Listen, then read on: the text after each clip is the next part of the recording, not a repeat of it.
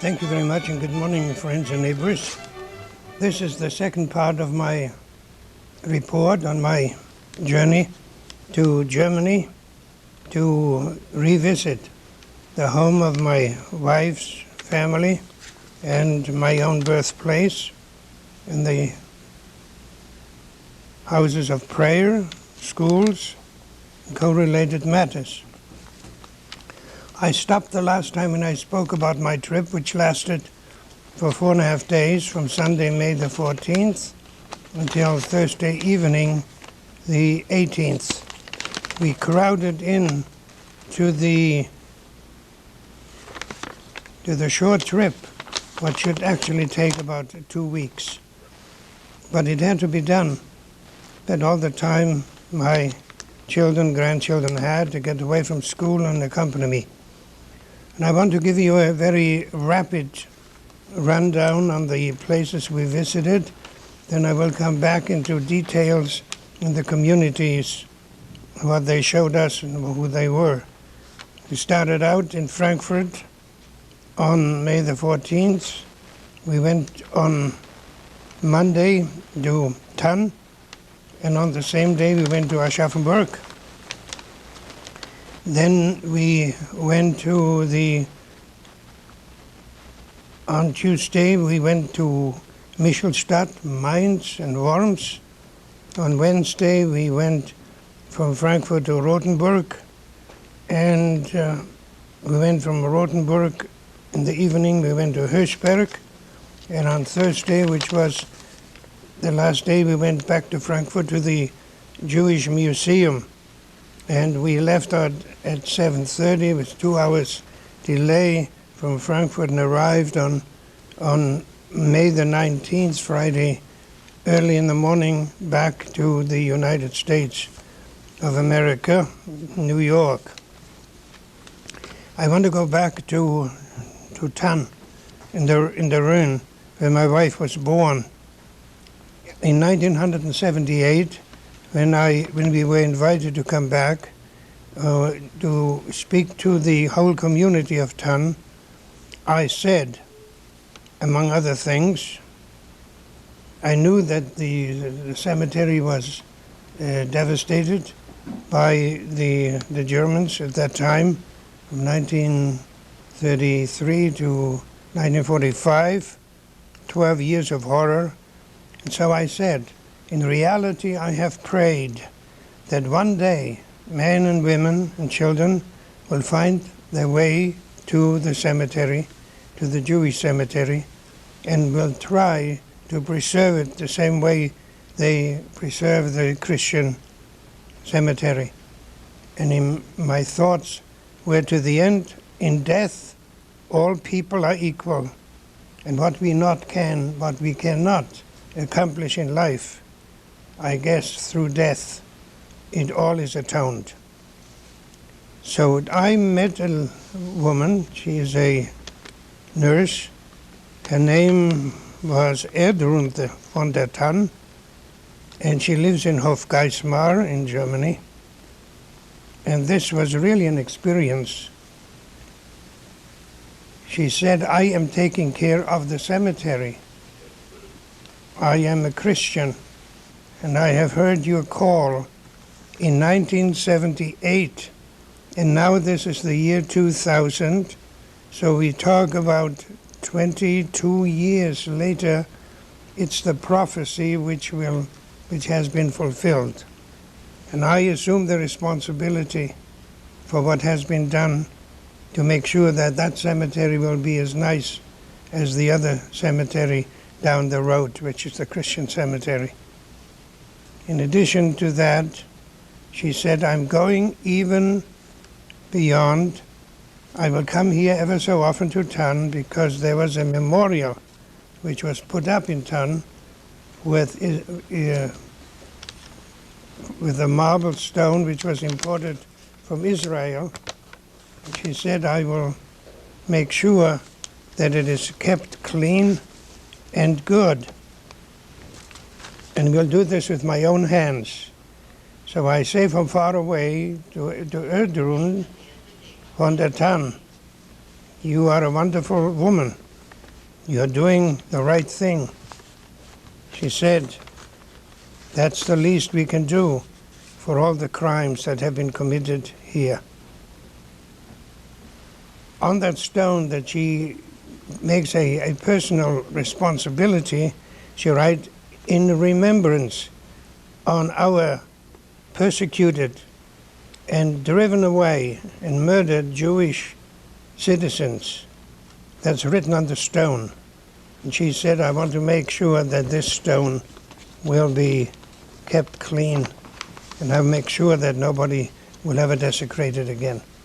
So I am showing you here a picture of the synagogue for the town, which stood from 1880 to 1938. So that was one thing which I thought is important. I show you also this. That's the entrance to the city, which you find repeated 100 times all over Germany. So I am trying to stay in touch with Erd Rund von der Tann, and I will hear from her ever so often.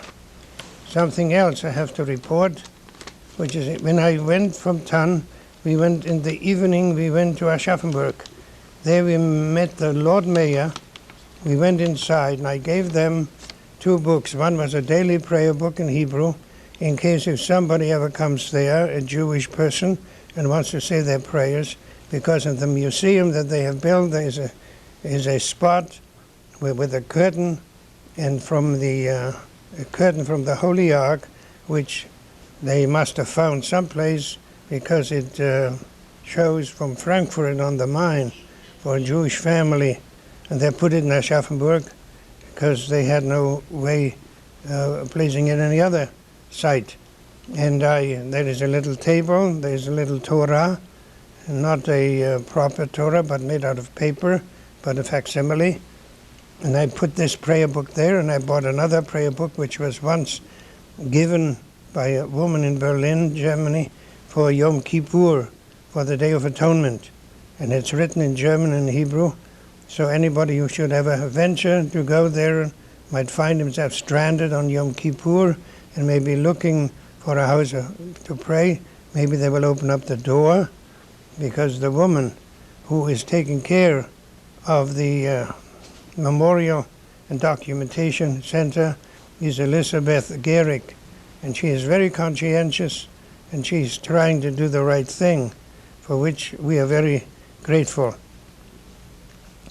When we went to Worms and to Michelstadt, we found there, of course, particularly in Mainz, we went there to the cemetery. The devastation was enormous, and there's nobody there in the whole city to at least to cut the lawn.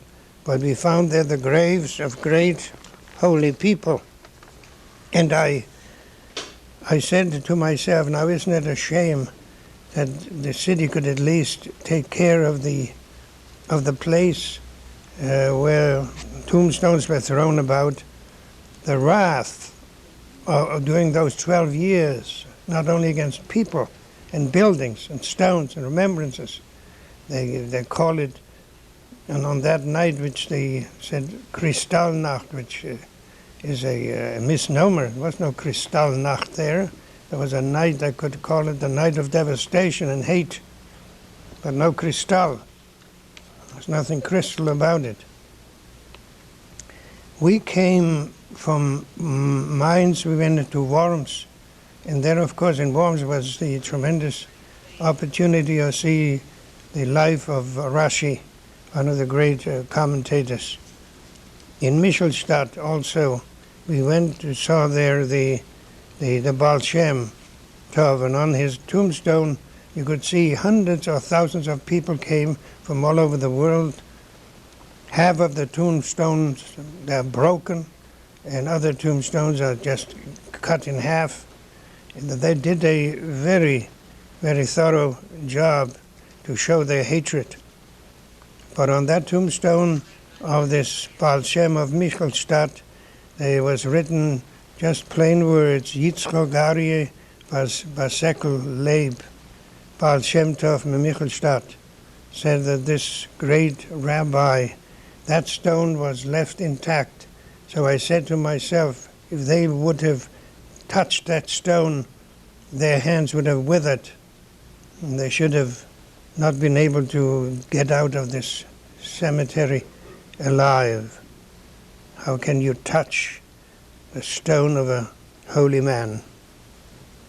So from Rothenburg, from Michelstadt, we went on Wednesday, or every night we traveled back. We came back at 10 at night. The distance is, of course, 2 hours, 2.5 hours, and get up early in the morning. And this man, Alexander, who took care of our provisions, made sure we had enough to eat. We visited then Rothenburg, which is a beautiful ancient city in Germany, and visited there also the cemetery, but at no time could anybody be buried there, although some people, even now, if they live there and they have no cemetery, they use all these old cemeteries to find what they could not find in life, at least their peace in burial. Hopefully their graves will never be touched. From Rothenburg, we visited Würzburg. We met a Dr. Flade, who is a editor of the newspaper called Mein Post, and he accompanied us on our bus to Hirschberg. Hirschberg was the place I went to school, and interestingly, when I was inside, I show you the picture of the school, and I hope the camera can catch it. That's the school. And this is the school I was, has been now remodeled, has the place for the 2 doctors. They took 1 classroom. It's not exactly in the same spot, but at least I made an attempt. We took pictures there. I have not developed them yet. This I took from the outside. Some was growing there. He said, "Would you like to keep that as a memento?" I said, "Yeah. I'd like to remind myself that was the place where I spent part of my youth. And I hope it stays green. It is an evergreen and should be a reminder. This is where I learned, this is where I spent time, and I had a carefree youth." I just wanted to show you something else which disturbed me greatly, but I want to explain it first. I will show you a picture here from a book which is called Markt Hirschberg. It's a book from your hometown, and it is a chronicle. There's 3 people there on that picture, which I will show you. As a result of the pogroms, they call it the Pogromnacht in 1938. So I will read to you very, very quickly. It gives you an idea of what happened. But in this picture, you will see in 1988, all of a sudden they discovered a light that was hanging from the ceiling, which was made out of brass, and it was sold to an auction house. The auction house sold it to a bank, in Würzburg, the Kreissparkasse, and they presented it to the town of Hirschberg, and they gave it as a gift on the evangelical community and put it into the church. Now, that is the picture of what I consider totally unfair. They should have given back this brass menorah to a Jewish museum. It didn't belong in any other place. But that is here. Short as a report. I will read it quickly because my time is short. On November the 10th of 38, it's all written in German, but as I'm reading it, I translate it quickly into English. 16 SA brown shirts came from the little town of Adelsberg near the city of Gemünden in 4 cars. They came to Hirschberg. They went right into the apartments of the last 4 Jewish families, smashed all the windows, destroyed all the mobilia, all their furniture. And when they came to the president of the Jewish community, he was my Lehrer, by the way, his name was Emanuel Eldod. They didn't wait until he opened up the door, but with axe they smashed the doors, and inside they destroyed all the furniture. Then they said to him, they wanted to have money. Do you have anything foreign? Valuta. And he said, no, I have nothing. I have only 60 marks, which I carry. So one SA man took the $60 and said, you must have more. And another SA man, who was seemingly a little bit human, he said, give this money back to this man. And then finally he did. What did they do? All the Torah scrolls, all the SA people saw it, ripped it to pieces, burned it up. There was only, and then they took one of the holy scrolls and put it on a tree and let all the pages flutter in the wind. And then the part of the Torah they rolled it down the hill. I mean, enough, really said of all that. And one was saved. He kept it secretly in a cellar, and after a little, he was able to have this Torah rolls survive, and it was finally taken to Israel. The reason I was reading this to you is because it is impossible. If you read this story here, you cannot believe it. And I give you something else to ponder, you and I. We live in a civilized country. We try to create a civilized world. This is what I heard, and I'm going to repeat it and give it back to you, the way I heard it. In Frankfurt, when we went to the museum, there was one lady, Jutta, it's her name. She said, I dedicate myself to get the history in detail. Now it's over 50 years, 55 years, almost 60 years, what has happened to the Jewish people. And this is what happened to my in-laws, the parents of my wife. They were driven out of town where they lived. They were put into a one-room house.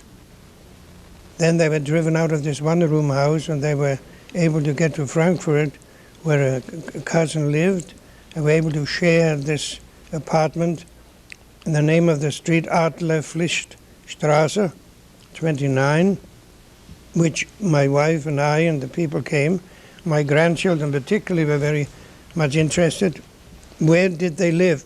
What was the last station of their life? So they said that what happened to them.